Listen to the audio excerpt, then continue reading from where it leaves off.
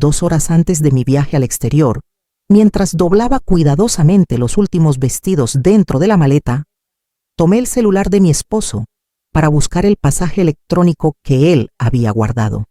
Nunca había sido una mujer desconfiada. A mis 62 años creía conocer cada rincón de su rostro y cada silencio de su voz, pero en la pantalla encendida apareció una notificación que me detuvo el corazón, un mensaje de mi nuera. Cuando la vieja salga, avísame. Sentí que el aire se volvía espeso, como si alguien hubiera cerrado de golpe todas las ventanas de la habitación. Me quedé mirando esas palabras unos segundos interminables, esperando que desaparecieran, que se transformaran en otra cosa. No lo hicieron. Leí el mensaje una y otra vez, con una sensación fría subiéndome por la nuca. Cuando la vieja salga, avísame. No decía cuando viaje. No decía cuando se vaya. Decía cuando la vieja salga, como si yo fuera un objeto molesto que debía ser retirado de la escena. La forma, el tono, la prisa, todo me gritaba que no se trataba de algo inocente. Escuché a Antonio moverse en la cocina tarareando una canción ignorante de que su mundo acababa de romperse para mí. Lo llamé con voz tranquila y le pedí que entrara a la habitación. Sonrió al verme con esa sonrisa que durante años me dio paz. Me preguntó si ya estaba lista. Le devolví la sonrisa. Lo abracé con fuerza, como si me estuviera despidiendo para siempre. Él no notó que mis manos temblaban. Le dije que iba a bajar un momento a despedirme de los vecinos. Él asintió relajado. Tomé mi bolso, bajé las escaleras y apenas él cerró la puerta de la habitación, regresé en silencio y me metí dentro del armario, escondiéndome entre abrigos y ropa de invierno. Desde allí, en la oscuridad, con el corazón rompiéndome el pecho, esperé. Pero antes de continuar, quiero hacerte una invitación muy especial. Suscríbete al canal y deja tu me gusta. Esto me ayuda a ver que me apoyas y disfrutas de mis historias. Y coméntanos aquí abajo desde qué ciudad nos estás viendo. Ahora continuemos. Desde el interior del armario, el mundo sonaba distinto. Cada paso de Antonio sobre el piso de madera era como un golpe seco en mis oídos. Lo escuché tomar su celular. Unos segundos después, llegó la respuesta de mensaje. No pude oírla, pero sí escuché sus palabras. Ya salió. Vente ahora. Mi cuerpo se paralizó. Apenas tuve tiempo de contener la respiración cuando escuché el sonido de la puerta principal abrirse de nuevo. Minutos después, la puerta de la habitación se abrió. Reconocí de inmediato el perfume dulzón de Mónica. Entraron sin preocuparse por hacer ruido. Se movían con una seguridad que me heló la sangre. Desde una rendija del armario pude verlos. Antonio se sentó en el borde de la cama. Ella permaneció de pie cruzándose de brazos. Por fin, dijo ella con una risa breve. Ya pensé que no se iba nunca. Todo está listo, respondió él. En unas horas estará fuera del país, tal como planeamos. Sentí un mareo. Aquello no era solo una frase cruel. Había un plan, un tal como planeamos, que pesaba como un ancla en el estómago. ¿Y si algo sale mal?, preguntó ella. No saldrá, contestó Antonio. El abogado ya dejó preparados los documentos. Apenas se vaya, iniciamos el trámite. Ella no sospecha de nada, añadió Mónica, como siempre confiada. Mi corazón se rompía con cada palabra. El hombre con el que había compartido décadas, el padre de Miguel, hablaba de mí como si ya no existiera, como si yo fuera una molestia administrativa que debía desaparecer del camino. Recuerda, dijo ella bajando la voz, si no firma de buena gana a la vuelta, ya sabemos qué hacer. Esto no puede fallar. Sentí que el frío me mordía los huesos. Ya sabemos qué hacer. No hablaban solo de papeles, hablaban de algo más oscuro, algo definitivo. No te preocupes, contestó él. Para entonces ella ya no será un problema. Mis labios comenzaron a temblar. Cerré los ojos con fuerza para no soltar un sollozo. Comprendí en ese instante que el viaje no era un regalo ni una despedida romántica. Era una excusa, una forma elegante de sacarme del camino. ¿Y el dinero?, preguntó ella sin rodeos. Una parte está en la cuenta conjunta. La otra la moveremos en cuanto se confirme que salió del país, explicó él. Todo irá a tu nombre primero. Después veremos cómo lo repartimos. Mónica sonrió de lado. Como dijimos, mitades, lo justo. En lo justo me hizo arder la sangre. Todo lo que yo había construido con mis propias manos, todo lo que había sostenido durante años, se estaba repartiendo sobre mi cabeza como si ya estuviera muerta. Escuché pasos acercarse al armario. Mi corazón se detuvo. Mónica abrió uno de los cajones cercanos. Buscaba algo. Luego volvió a alejarse. Tenemos que darnos prisa, dijo ella. No quiero que nadie nos vea juntos. Tranquila, respondió Antonio. Ella ya no volverá a subir. Aquella frase fue una puñalada. Ella ya no volverá a subir. No decía ya no volverá hoy, decía ya no volverá. Con una seguridad espantosa, como si ese armario fuera también mi ataúd. Escuché cómo tomaban algunos papeles del escritorio, cómo él revisaba la caja fuerte. Sus voces se mezclaban con el ruido de mi propia sangre en los oídos. Finalmente, se dirigieron a la puerta. Avísame cuando confirmes el vuelo, dijo ella antes de salir. Todo depende de eso. Descuida, contestó él. A partir de hoy empieza nuestra vida de verdad. La puerta se cerró, el silencio cayó como una losa. Me quedé varios minutos sin poder moverme, con el cuerpo entumecido y los pensamientos chocando unos contra otros. Cuando por fin salí del armario, las piernas apenas me sostenían. Me senté en la cama, respirando con dificultad. Miré mi maleta abierta, los vestidos doblados con cuidado, los zapatos del viaje. Todo era una mentira. Tomé el celular de Antonio que había quedado sobre la mesa. Revisé los mensajes con Mónica. No eran muchos, pero eran suficientes. Fechas, horarios, la palabra abogada, la palabra herencia, la palabra traslado. Nada era una interpretación mía. Todo estaba allí, desnudo, cruel. Aquel mensaje inicial ya no me temblaba en las manos, ahora me quemaba. Comprendí con una claridad que me hizo llorar de rabia, que estaba rodeada por dos personas en quienes había confiado ciegamente, Antonio y la mujer a la que yo misma había abierto la puerta de mi casa cuando llegó como novia de Miguel. Me levanté despacio, fui hasta el espejo del armario, me vi reflejada allí, pálida, con los ojos rojos y el cabello revuelto, una mujer de 62 años que por primera vez en décadas acababa de descubrir que su vida estaba en peligro. No grité, no enfrenté a nadie, no hice una escena. Cerré la maleta lentamente y en silencio tomé una decisión que cambiaría el destino de todos nosotros. Ellos creían que yo iba a salir rumbo al aeropuerto. Ellos creían que yo iba a desaparecer del juego. Ellos creían que yo ya estaba vencida. No sabían que acababa de esconderme en la oscuridad para ver su verdadero rostro. No sabían que ya no iba a huir. No sabían que desde ese momento yo también empezaba a planear. Porque aquella tarde, 2 horas antes de mi supuesto viaje, no solo escuché una traición, escuché mi propia sentencia y también el primer latido de mi venganza. Me quedé inmóvil durante varios minutos después de que la puerta se cerró. El eco de sus voces seguía vibrando en las paredes de la habitación, mezclado con el latido violento de mi propio corazón.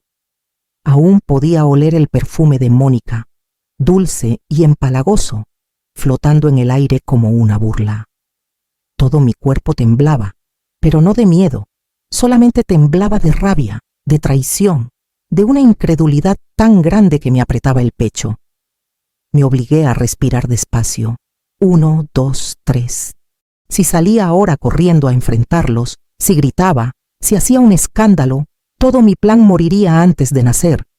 No podía permitirme eso. Ellos creían que yo ya no volvería a subir a la habitación. Esa era mi única ventaja. Con manos torpes volví a esconderme dentro del armario. Sabía que Antonio regresaría y yo necesitaba escuchar más. No tardó mucho. Pasados unos 20 minutos, abrió de nuevo la puerta. Esta vez entró solo. Sus pasos eran apresurados. Murmuraba para sí mismo mientras revisaba papeles sobre el escritorio. Todo listo, susurraba. No puede fallar ahora. Desde la rendija del armario, lo vi sacar un sobre manila y guardarlo dentro de la chaqueta. Luego, tomó su celular y volvió a escribir. Ya está hecho, dijo en voz baja. En cuanto aborde se activa todo. Mi estómago se contrajo con violencia. En cuanto aborde, todo dependía de que yo saliera rumbo al aeropuerto. Todo dependía de que yo desapareciera del escenario. El teléfono vibró. Él leyó en silencio. Sonrió. Esa sonrisa me heló la sangre más que cualquier grito. Tranquila, respondió. No sospecha nada como siempre. Cerró la puerta con suavidad y se fue. Escuché sus pasos alejándose por el pasillo y luego el sonido del portazo principal. Me quedé sola. Salí del armario con el cuerpo entumecido. Me senté en el borde de la cama y me llevé las manos al rostro. Las lágrimas comenzaron a brotar sin permiso, silenciosas, calientes. No lloraba solo por mí. Lloraba por el hombre con el que había compartido casi 40 años de vida. Lloraba por Miguel, que yo había traído al mundo y que ahora estaba unido a esta traición a través de su esposa.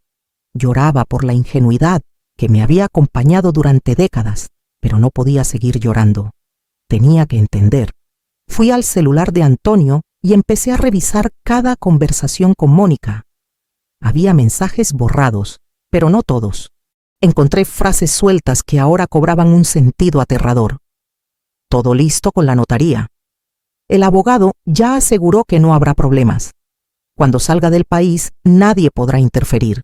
Es mejor así, por las buenas o por las malas. Por las malas. Sentí náuseas. Revisé también el historial de llamadas. Su nombre aparecía constantemente. Varias llamadas de madrugada. Mientras yo dormía a su lado, ellos planeaban cómo sacarme del camino. Corrí hasta el pequeño escritorio donde guardábamos documentos antiguos. Empecé a revisar carpetas, títulos de propiedad, estados de cuenta. Muchas cosas no estaban donde siempre habían estado. Algunos papeles importantes habían desaparecido, entre ellos los documentos del departamento que estaba a mi nombre y el de una casa en las afueras que yo había heredado de mis padres. Antonio ya había comenzado a borrar mis huellas de esta vida. Entonces entendí algo aún más aterrador. No planeaban solo quedarse con el dinero. Planeaban dejarme sin identidad, sin respaldo, sin un lugar al cual regresar cuando volviera de ese viaje. Si es que volvía. El teléfono volvió a vibrar. Era un mensaje de Mónica. Ya salió. Antonio respondió casi de inmediato. En 1 hora, lo confirmo. 1 hora. Tenía 1 hora para decidir qué hacer con el resto de mi vida. Mis piernas flaquearon. Fui hasta el baño y me enjuagué el rostro con agua fría. Me miré al espejo. La mujer que me devolvía la mirada estaba pálida. Sí, pero en sus ojos comenzaba a arder algo nuevo. Ya no era solo miedo, era una decisión que empezaba a tomar forma. Regresé a la habitación y abrí la maleta. En lugar de cerrarla, saqué varias cosas: ropa, documentos personales, mi pasaporte. Volví a guardar el pasaporte en su lugar.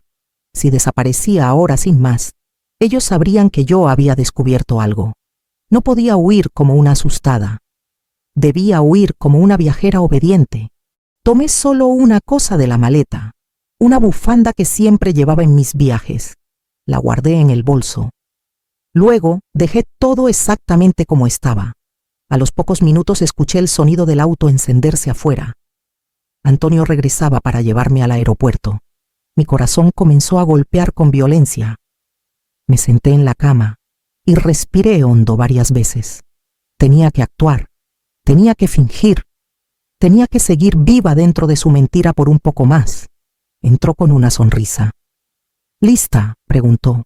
«Lista», respondí con voz suave. Se acercó y me abrazó.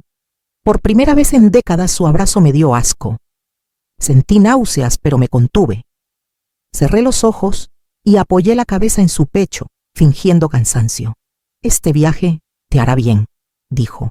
«Descansa, te lo mereces. Descansa». Qué palabra tan cruel en su boca. Salimos de la casa, subimos al auto. Durante el trayecto habló de cosas triviales, del tráfico, del clima en el país al que supuestamente iba. Yo asentía en silencio. Mi mente estaba en otra parte, calculando, midiendo cada movimiento. A pocas calles del aeropuerto fingí un mareo. Me siento mal, susurré llevándome la mano al pecho. Creo que necesito ir al baño. Se alarmó. ¿Quieres que regresemos? No mentí. Déjame aquí en esta estación. Voy un momento y te aviso cuando esté mejor. Aparcó sin sospechar nada. Bajé con el bolso en la mano. Caminé lentamente hacia los baños públicos. Lo vi quedarse dentro del auto revisando su teléfono. Sabía que en cuanto yo desapareciera de su vista, le escribiría a Mónica. Entré al baño, pero no me quedé allí. Salí por la puerta trasera de la estación y tomé un taxi que pasaba en ese momento. Lléveme a esta dirección, le dije dándola de una vieja amiga. Mientras nos alejábamos, vi el auto de Antonio hacerse pequeño en el espejo retrovisor.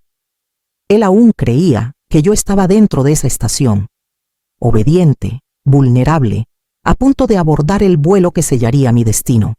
En pocos minutos, su celular vibraría con el mensaje que tanto esperaba. Ya salió. Pero esa vez no saldría la mujer que él creía. Esa vez saldría la mujer que ya lo había descubierto todo. Y mientras el taxi avanzaba, comprendí algo con una claridad escalofriante. Ellos no solo planeaban robarme, planeaban borrarme, dejarme sin nombre, sin bienes, sin hogar, para que nadie preguntara por mí cuando ya no estuviera. Apreté la bufanda contra mi pecho como si fuera un amuleto. No van a lograrlo, susurré, porque desde ese instante ya no era solo una esposa traicionada escondida en un armario. Ahora era una mujer que había visto su propia sentencia y estaba dispuesta a escribir con sangre fría el contraataque. El taxi avanzaba por la avenida como si me arrancara de una vida que hasta hacía solo unas horas yo creía conocer. Miraba por la ventana con los ojos ardiendo, viendo pasar las mismas calles que había recorrido durante décadas. Pero ahora todo parecía ajeno, distante, como un decorado que ya no me pertenecía. En el bolso llevaba apenas unas monedas, mi bufanda y mi documento. Todo lo demás, mi casa, mis ahorros, mis recuerdos materiales, seguía en manos de quienes planeaban desaparecerme. Llegué a casa de Elena, mi amiga de juventud. Cuando el sol empezaba a caer, al abrirme la puerta me miró con sorpresa. No esperaba verme a esa hora. Sin previo aviso y con ese temblor que no pude esconder. Pasó algo terrible. Le dije apenas crucé el umbral. No necesito más. Me llevó a la cocina, me sirvió un té caliente y se quedó en silencio mientras yo intentaba ordenar las palabras. Le conté todo, el mensaje, el armario, la conversación, el plan, el auto detenido frente a la estación. Cuando terminé, Elena llevaba las manos en la boca, pálida. «Te quieren dejar en la calle o algo peor», susurró. «Eso mismo entendí yo», respondí.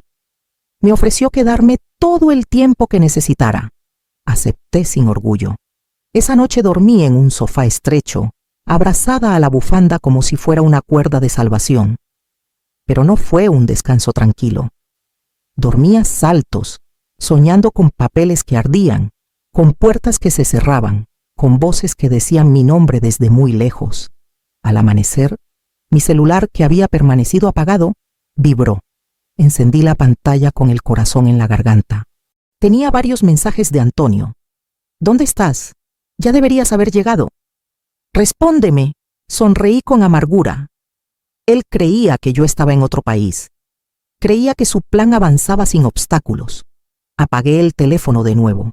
Aún no era el momento de hablar. Pasé esa mañana recordando con un dolor nuevo en el pecho todo lo que había construido a lo largo de mi vida. Yo no había sido una esposa cómoda. Había sido una mujer que trabajó desde joven, que levantó negocios pequeños, que ahorró centavo a centavo. La primera tienda la abrí con mis propias manos cuando Antonio aún soñaba con proyectos que nunca concretaba. Yo puse el dinero inicial. Yo firmé los primeros contratos. Yo estuve de pie cuando todo parecía caerse. La casa en la que vivíamos había sido comprada con mis ahorros. El pequeño edificio de departamentos que luego alquilamos también fue una decisión mía. Yo había heredado un terreno de mis padres y lo había vendido para invertirlo. Cada ladrillo de esa prosperidad llevaba mis madrugadas sin dormir, mis dedos cansados contando cuentas, mis renuncias. Y sin embargo, con el paso de los años, los papeles comenzaron a cambiar de nombre sin que yo lo notara. Es solo por facilidad, me decían, por trámites, por impuestos. Yo confié, siempre confié. Antonio se fue volviendo un hombre distinto. Ya no hablaba de trabajo con entusiasmo, hablaba de dinero con desesperación. Y Mónica, desde que llegó a la familia, el ambiente se volvió más denso. Ella traía una ambición que no disimulaba. Siempre preguntaba, siempre calculaba, siempre opinaba sobre cosas que nunca le pertenecieron.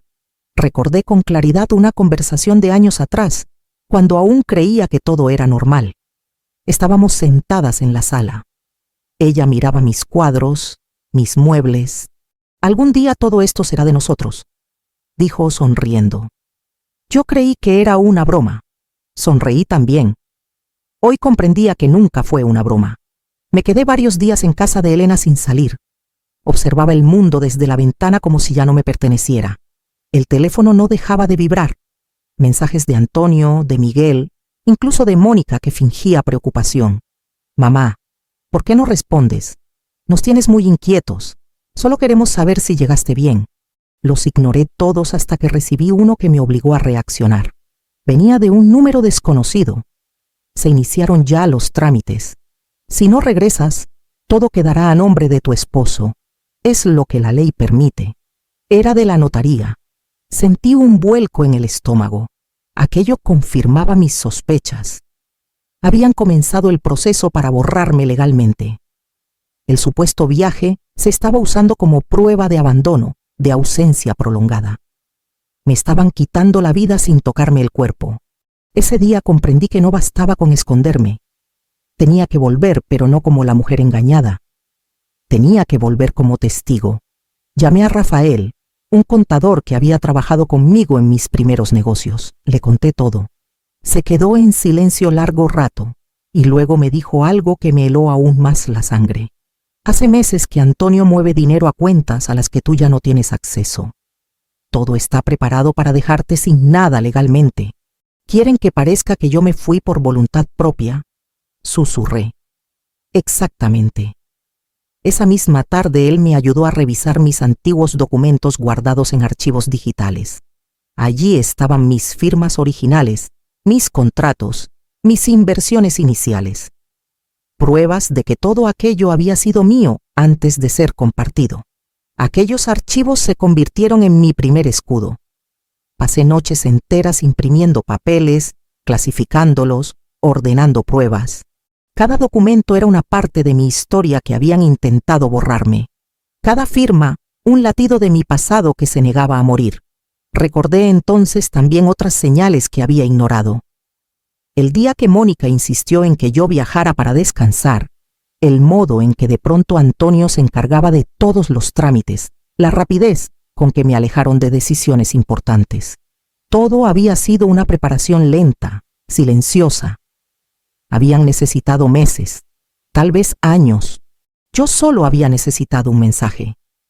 Una tarde, mientras revisaba viejas carpetas, encontré algo que terminó de abrirme los ojos. Un contrato de préstamo firmado por Antonio a favor de una empresa fantasma. Como aval figuraba una de mis propiedades. Yo jamás había firmado aquel documento y, sin embargo, allí estaba mi nombre impreso, falsificado. La traición ya no era solo moral, era también criminal. Esa noche no lloré. Me senté en silencio frente a la mesa con todos los papeles esparcidos como un rompecabezas siniestro. Comprendí que Antonio ya no era solo un hombre engañado por una mujer ambiciosa, era un cómplice. Tal vez desde hacía mucho más tiempo del que yo estaba dispuesta a aceptar. Pensé en Miguel, en el niño que alguna vez se durmió abrazado a mi pecho, en el adulto que ahora estaba unido a todo aquello a través del silencio. No sabía aún cuánto sabía él, pero su silencio hasta ese momento también pesaba. Al quinto día de esconderme, recibí otra notificación de la notaría. El proceso avanzaría en mi ausencia. Tenía pocas horas antes de que ciertos cambios legales se volvieran irreversibles. Tomé una decisión dolorosa. Volvería a casa, pero no regresaría como la mujer que partió rumbo al aeropuerto. Volvería como una sombra que nadie espera, callada, atenta, fingiéndose todavía ciega, débil, confiada. Antes de salir, dejé todas las copias de mis documentos en custodia de Elena y de Rafael. Si algo me pasaba, ellos sabrían exactamente a quién acudir. Cuando el taxi se detuvo frente a mi propia casa, sentí un escalofrío recorrerme la espalda. Esa casa que un día fue mi refugio, ahora era un territorio enemigo. Bajé con calma, abrí la puerta con mi llave de siempre. El silencio me recibió como un golpe. Antonio no estaba, tampoco Miguel ni Mónica. Todo parecía ordenado, demasiado ordenado. Subí lentamente a la habitación. Me acerqué al armario, al mismo lugar donde había escuchado mi sentencia. Lo miré largo rato. Respiré hondo. Todavía estoy aquí, murmuré. Y ahora sé quiénes son. Me senté en la cama y esperé porque la mujer que había salido rumbo a un viaje no regresaría. Pero la mujer que volvía ahora ya no estaba dispuesta a ser robada ni borrada de su propia historia. Regresé a mi propia casa como quien entra a una escena del crimen. Nada estaba fuera de lugar, y precisamente por eso todo me resultaba sospechoso. El aire olía igual, los muebles estaban en la misma posición, mis plantas regadas, las cortinas corridas como siempre. Era la imagen perfecta de una normalidad cuidadosamente ensayada. Pero yo ya no era la misma mujer que había salido de allí rumbo a un supuesto viaje. Me moví en silencio por cada habitación, tocando las paredes como si necesitara asegurarme de que aún eran reales. En la cocina la mesa estaba puesta para dos. Dos. Ya no me esperaban. Aquello me dolió más de lo que imaginé. Pero el dolor ya no me paralizaba. Ahora me empujaba. Subí a mi habitación. Mi maleta seguía allí tal como la había dejado. La abrí con calma, todo intacto. Cerré despacio. Ellos creían que yo estaba cientos de kilómetros cruzando fronteras. Yo estaba en el corazón mismo de su trampa. Lo primero que hice fue revisar la caja fuerte. Conocía la combinación. La había usado durante años, pero ahora no se abrió. Probé de nuevo. Nada. Sonreí con amargura. Habían cambiado el código. Mi propio hogar ya no me pertenecía. Fui entonces al estudio donde Antonio solía guardar papeles viejos. Comencé a revisar cajones uno por uno.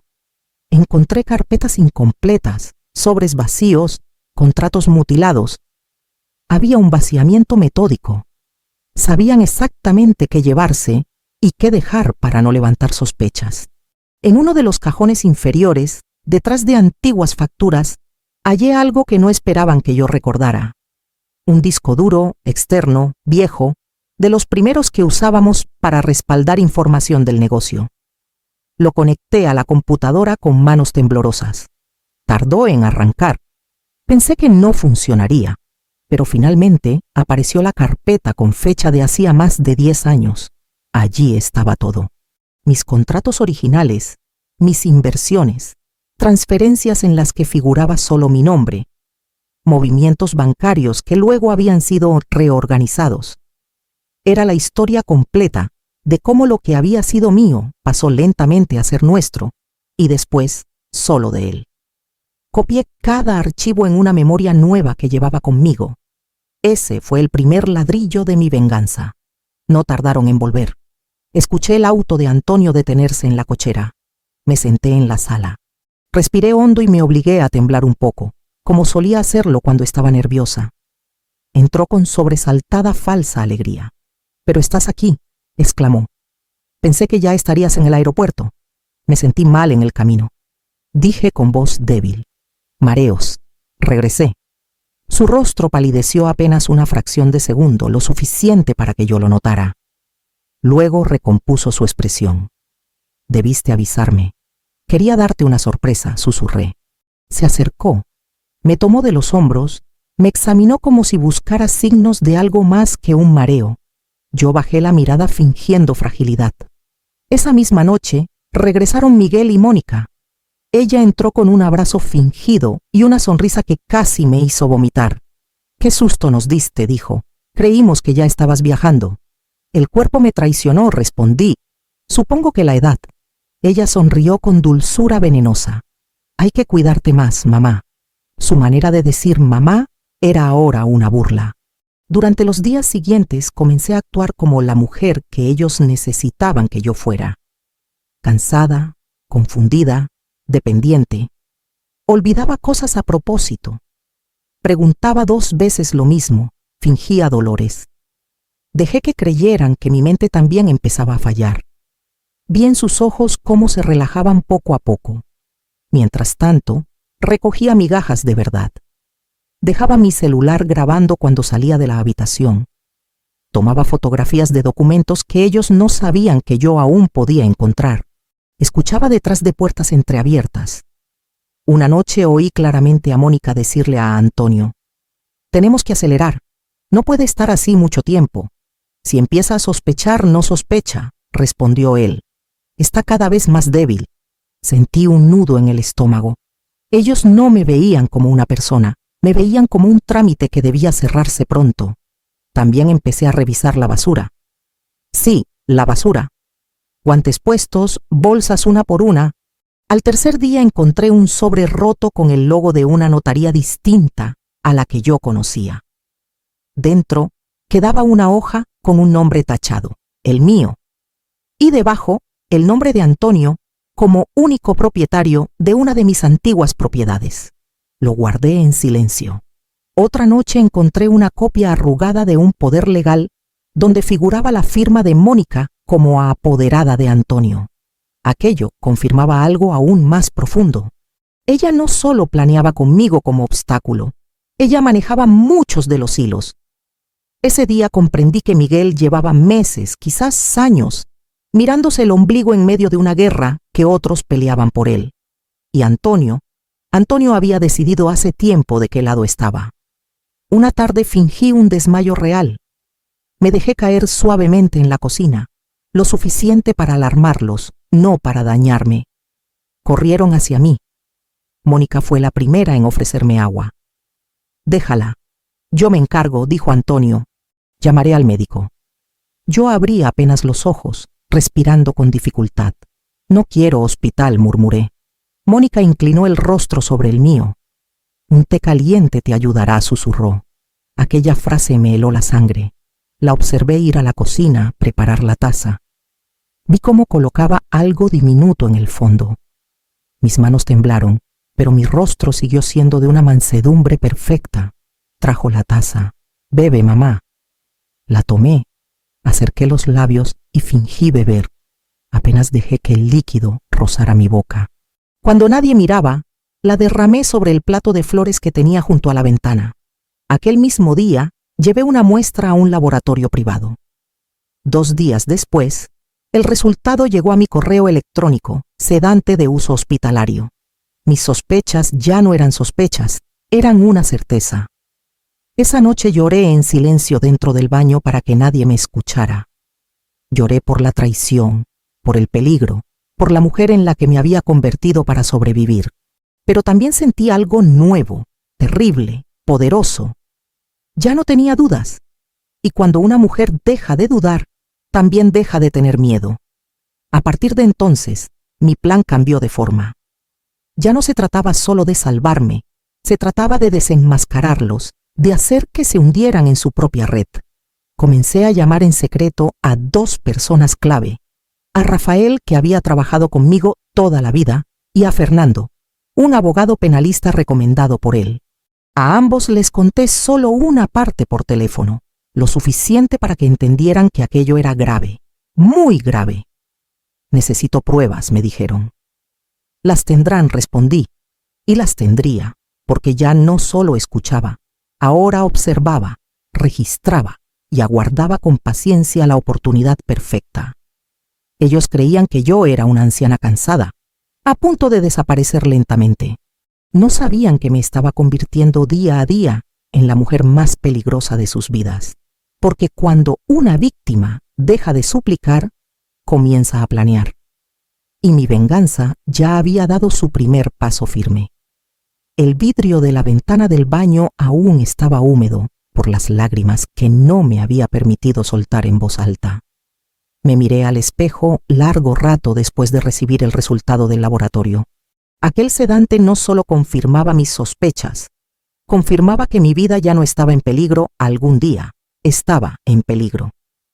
Ahora volví a borrar el correo del análisis. Guardé la copia impresa dentro del de una almohada vieja y salí del baño con el rostro lavado y la máscara de siempre bien colocada. Esa noche, durante la cena, ninguno de los tres habló de más. Antonio picaba la comida con ansiedad disimulada. Mónica revisaba su celular una y otra vez, y Miguel, mi hijo, observaba el plato sin levantar la vista. No sabía cuánto sabía él, pero sabía algo. Estaba eligiendo no preguntar. Yo comí despacio. Cada bocado era un acto de desafío silencioso. Al día siguiente fingí una recaída. Me quedé en cama. Gemí. Dije que me dolía todo el cuerpo. Dejé que Mónica tomara control de la casa, que organizara mis horarios, mis comidas, mis medicinas. Necesitaba que se confiara del todo, que creyera que yo ya no representaba ningún obstáculo. Mamá, tienes que obedecer, me dijo con tono dulce. Ya no estás para tomar decisiones sola. Tienes razón, hija, respondí bajando la mirada. Estoy cansada, lo dijo satisfecha, como una reina que por fin ve caer al enemigo. Ese mismo día, cuando todos salieron de la casa, me levanté de la cama en silencio. Saqué la segunda memoria que llevaba cosida en el dobladillo de un abrigo antiguo. Allí estaba todo. Audios, fotografías, resultados del laboratorio, documentos falsificados, transferencias bancarias. Era un infierno ordenado en carpetas. Fui al cuarto del despacho y volví a revisar la caja fuerte. No insistí más. Ahora sabía que el material más valioso ya no estaba allí. Ellos creían que tenían el control porque tenían las llaves. No sabían que yo tenía las pruebas. A las 4 de la tarde, Mónica regresó antes de lo habitual. Subí el volumen del televisor y dejé el celular grabando en la mesa de la sala. Fingí estar adormecida en el sillón. Ella habló por teléfono, creyéndose sola. Sí, ya casi, susurró. El sedante la tiene cada vez peor. No va a resistir mucho. No sospecha nada. Todo está bajo control. Sentí que un escalofrío recorrió mi espalda, pero no me moví. El abogado dijo que apenas esté incapacitada. El poder entra en vigor, continuó. Sí, todo quedará en nuestras manos, colgó. Yo seguí respirando despacio. Cada palabra que había dicho estaba grabada. Esa fue la noche en que tomé la decisión final. Ya no bastaba con exponer documentos. Ya no era solo traición económica, era intento de homicidio. Y eso debía pagarse como tal. No con gritos, no con lágrimas, con justicia. 2 días después fingí aceptar el control absoluto. Quiero que tú te encargues de todo, le dije a Mónica. ¿Ya no tengo fuerzas? Sus ojos se iluminaron con un brillo que apenas logró ocultar. Claro, mamá, todo por tu bien. Le pedí que fuera ella quien guardara mis medicinas, quien administrara mis horarios, quien supervisara mis comidas. Le di exactamente el poder que creía que ya tenía, pero ahora bajo mi propio plan. Mientras tanto, todas las noches sin falta, sacaba una pequeña grabadora del cajón del baño y revisaba que aún funcionara. También empecé a fingir confusión intencional. ¿Ya firmé los papeles?, pregunté una tarde. Ella se sobresaltó. ¿Qué papeles? Los del poder, los de la casa. Ya no recuerdo. No, mamá, respondió. Aún no. Vi impaciencia en sus ojos. Entonces hay tiempo, dije, sonriendo con debilidad. No quiero irme sin dejar todo en orden. Aquella frase la desarmó de emoción. Desde ese día comenzó a apurar a Antonio. Tiene que firmar antes, le decía. Puede empeorar de un día para otro. Todavía no está incapacitada, respondía él nervioso. Pero pronto lo estará si seguimos la dosis correcta.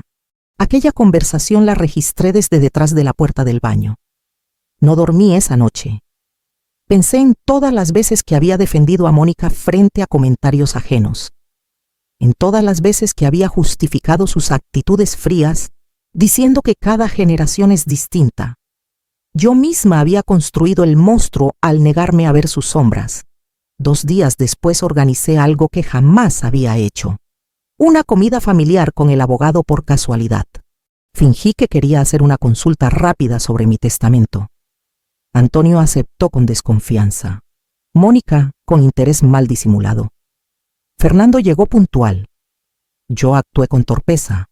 Tengo miedo de no dejar las cosas claras, dije. No quiero problemas después. Es sabio pensar eso con tiempo, respondió él. Yo puedo encargarme de todo, intervino Mónica con rapidez. Por ahora no es necesario, dijo Fernando. La señora aún está plenamente consciente. Mónica apretó los labios. Fue entonces cuando fingí marearme frente a todos. Me siento muy mal, susurré. Antonio se levantó de golpe. Mónica corrió por agua. Es la presión, dijo ella. Está bajando mucho. Fernando observó con atención mi temblor fingido. Sería prudente hacer unos estudios neurológicos, dijo, antes de que firme cualquier cosa. El rostro de Mónica se tensó. No es necesario, respondió rápido. Esto es solo cansancio. Yo gemí para sostener la escena. Fernando insistió. Yo asentí débilmente. Aquel incidente hizo que ella se desesperara. Esa misma noche la escuché discutir con Antonio a gritos ahogados. Se nos va el tiempo, decía. Si sigue así, perderemos todo. Cálmate, respondía él. No podemos forzar más rápido. Sí podemos. Esa frase fue como un disparo. 2 noches después intentó aumentar la dosis del sedante. Lo vi, lo registré, fingí beber, derramé el líquido como siempre. Y entonces llegó el momento. Antes de continuar, dime aquí en los comentarios qué te está pareciendo esta historia hasta ahora y qué harías tú en su lugar. No te vayas del video porque lo que viene a continuación te pondrá la piel de gallina. Aquella misma madrugada, envié todo el material a Fernando desde el celular oculto que Elena me había prestado. Audios, documentos, videos, análisis químicos, todo. Al amanecer recibí solo un mensaje. Ya es suficiente. No beba nada más. Mañana actuamos. Sentí un nudo tan fuerte en la garganta que pensé que iba a llorar allí mismo, pero no lloré. Me limité a cerrar los ojos y respirar. Ese día desayuné frente a ellos con la misma mansedumbre de siempre. Mónica me sonrió como quien se despide de alguien que ya considera derrotado. Yo le devolví la sonrisa. Antonio me besó la frente antes de salir. Aquel beso fue más frío que cualquier cuchillo. A las 6 de la tarde, llegaron 2 personas a la casa, Fernando y un médico forense enviado por orden judicial con una excusa administrativa. Mónica palideció. ¿Qué significa esto?, preguntó. Que su teatro terminó. Respondí por primera vez sin temblar. Mis piernas se pusieron firmes. Mi voz salió clara. Mi espalda dejó de encorvarse. Mi mamá necesita descansar. Intervino Miguel desde el pasillo. Su madre necesita sobrevivir, dijo Fernando. Y ustedes deben responder por lo que han venido haciendo. Mostré entonces la grabación, el análisis químico, los audios, las transferencias, los poderes falsificados, los intentos de sedación, uno por uno. El silencio que siguió fue absoluto. Mónica retrocedió 2 pasos. Antonio se dejó caer en una silla. Miguel comenzó a temblar. Todo está documentado, dijo Fernando, y la policía ya viene en camino. Yo miré a Mónica a los ojos. Ahora sí me ves, no respondió. Aquel fue el instante exacto en que dejé de ser su víctima y me convertí en su peor prueba. El sonido de la sirena aún no se escuchaba, pero su eco ya estaba instalado en el aire. Era como si la casa supiera que algo irreversible estaba a punto de ocurrir. Fernando cerró su maletín con calma, como si acabara de terminar una simple consulta. El médico forense permanecía de pie junto a la puerta, testigo silencioso de una caída que llevaba meses gestándose. Mónica intentó hablar. Esto es un malentendido. dijo con voz temblorosa. Yo solo quería ayudar. Fernando sacó su teléfono y puso uno de los audios en altavoz. La voz de ella resonó en la sala con una claridad obscena. El sedante la tiene cada vez peor. No va a resistir mucho. El rostro de Mónica se descompuso. Antonio cerró los ojos. Miguel se llevó las manos a la cabeza. Yo permanecí sentada, inmóvil, mirándolos desmoronarse uno a uno. Mamá, susurró Miguel. Yo no sabía nada de esto. Lo miré largo rato sin responder. Quizás era cierto, quizás no. Pero su ignorancia, si es que existió, había sido voluntaria. Había elegido no ver, no preguntar, no intervenir. Y esa elección también tenía un precio.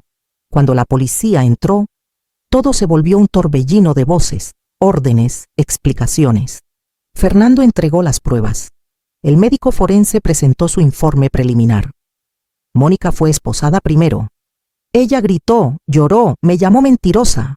Antonio no se resistió. Simplemente bajó la cabeza y dejó que lo llevaran. Miguel quedó en libertad, pero su rostro estaba destruido. Me miró una última vez antes de salir. Lo siento, dijo. No supe qué responderle. Los días que siguieron fueron un caos controlado.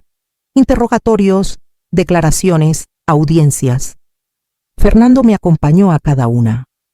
Elena estuvo a mi lado en cada momento difícil.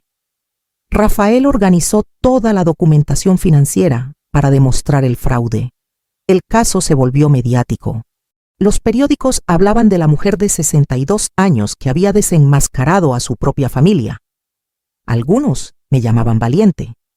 Otros decían que era una venganza desmedida.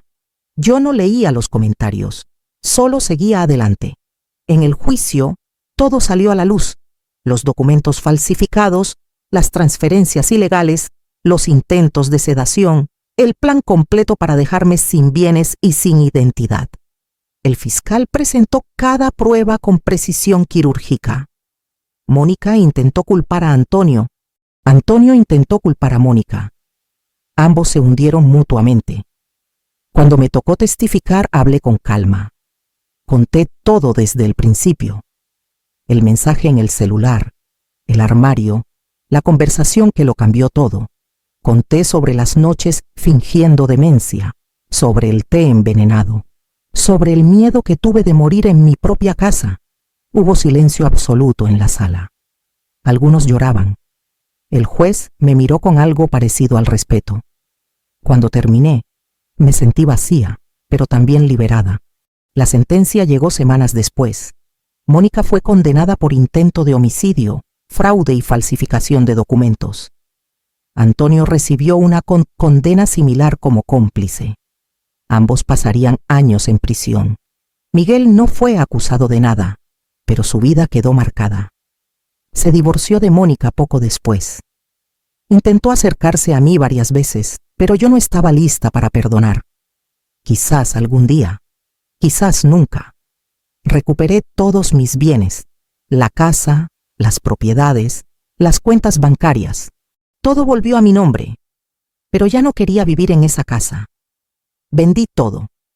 Me mudé a un apartamento pequeño, luminoso, en un barrio tranquilo donde nadie me conocía. Empecé de nuevo. Elena me visitaba cada semana. Rafael me ayudó a reorganizar mis finanzas. Fernando se convirtió en un amigo inesperado. A veces recibo cartas de la prisión. De Antonio pidiendo perdón.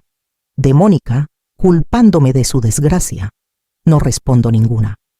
Hay heridas que no necesitan cerrarse con palabras. Hoy, cuando miro hacia atrás, no siento odio. Siento algo más complejo. Tristeza por lo que pudo haber sido y nunca fue. Alivio por haber sobrevivido. Orgullo por haberme defendido. Y una extraña paz que solo llega cuando una mujer decide que su vida vale más que cualquier traición. A veces me pregunto qué habría pasado si nunca hubiera tomado ese celular, si nunca hubiera leído ese mensaje, si me hubiera subido a ese avión. Probablemente no estaría aquí. Probablemente sería solo un nombre borrado de los registros, una ausencia que nadie cuestionó, pero tomé el celular. Leí el mensaje. Me escondí en el armario. Y desde esa oscuridad vi la verdad que me salvó la vida. 2 horas antes de mi viaje al exterior, descubrí que mi familia planeaba desaparecerme. Y decidí que no lo permitiría. Hoy sigo aquí, viva, libre, mía. Y eso al final fue mi verdadera venganza.